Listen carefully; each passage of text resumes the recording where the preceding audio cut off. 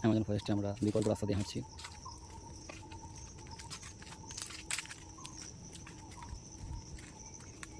আমার সামনে দিন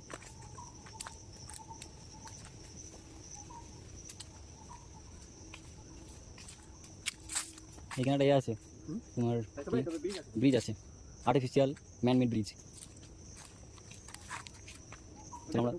না না ব্রিজটা ঢুকবো, ব্রিজটা ওই পারে কি আছে দেখবো।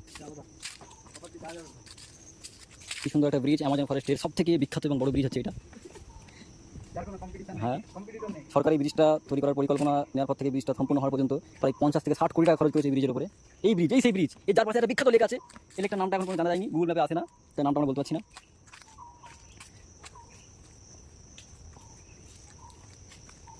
এটা খুব সুন্দর।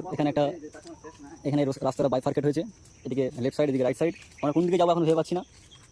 টস হবে, টসটা করে নাও টিসি। টসে আমরা এদিকে পেয়েছি, আমরা এদিকে যাচ্ছি।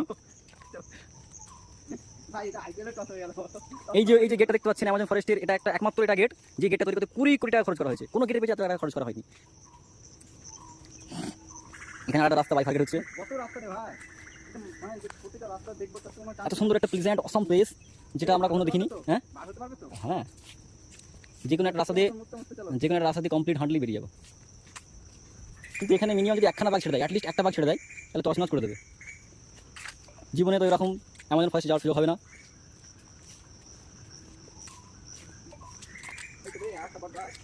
আমরা আরেকটা রাস্তা বাইফার্কেট হতে দেখলাম, এখান থেকে একটা ওয়াই সেপেট রাস্তা বেরিয়ে গেছে। এটা খুব সুন্দর একটা বটগাছ, যে বটগাছটার যে দুটো প্রপরুটের মাঝখান দিয়ে রাস্তা তৈরি হয়েছে। আমরা সেই রাস্তা ভেদ করে যাচ্ছি। First time here. এখানে আস্তে আস্তে আমরা এখানে একটা গাড়ির টায়ার দেখতে পাচ্ছি। এই টায়ারটা আমাদেরকে বলে দিতে পারছে যে এখানে কোনো একটা সময়তে প্রাচীনকালে মানুষেরা এখানে 4 চাকা চলতো। কোনোভাবে গাড়িটা এখানে ধ্বংসাবশেষ হয়তো মাটির তলায় পড়ে আছে। আমরা এটা দেখবো পরে কীভাবে ধ্বংসাবশেষটা রক্ষা করা যায়, সংগ্রহ করা যায়।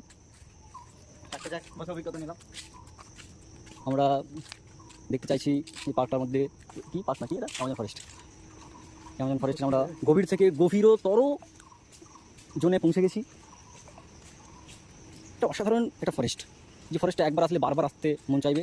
একটু আগে আপনাদের বলেছিলাম এই রাস্তাটা বাইফার্কেট হয়ে গেছে ওয়াই সেপেটে। আমরা সেই রাস্তাটা জয়েন হয়ে গেছে।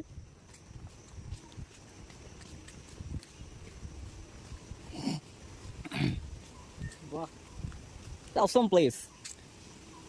This place imprints your minds, imprints your hearts. You cannot forget if you come here.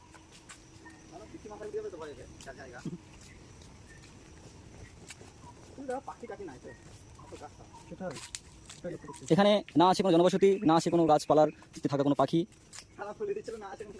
গাছপালা থাকা পাখি। খুব সুন্দর একটা জায়গা। এখানে পোকামাকড়, বিড়াল কোনো কিছু আপনি দেখতে পাবেন না।